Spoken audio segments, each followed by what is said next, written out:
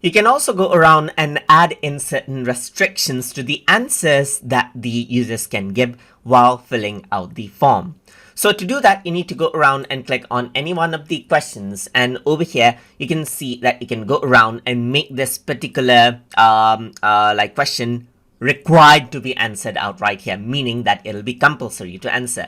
So if I were to go around onto preview, then you can see a red asterisk on the side of the question on the user side, denoting that this question has to be answered before you're able to submit it. So if I were to go around and click on submit, it says this question is required. So it's one of the restrictions that you can add in. Another thing that you can do is you can go around onto more settings right here and then add in restrictions over here as well. So one is the required restriction that you can add in, and another thing that you can do is add in restriction. For example, you can restrict out the whatever answer that the user types in should be, let's say, for example, a number right here, just like this, or it should be greater than a certain number right here. For this particular question, it does not really make sense right here. So I might want to remove out the restrictions. So I'm just going to go around and remove that out right here. And I'm going to go around over here, and let's say I'm going to go for a text question right here.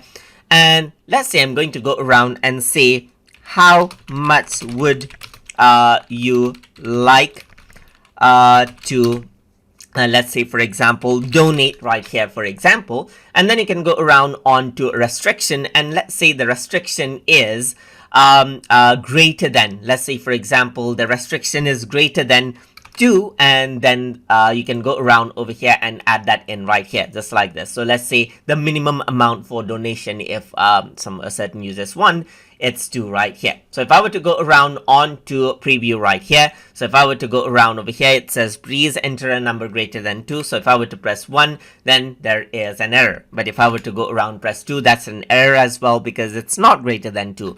But 3, then it accepts it out right here.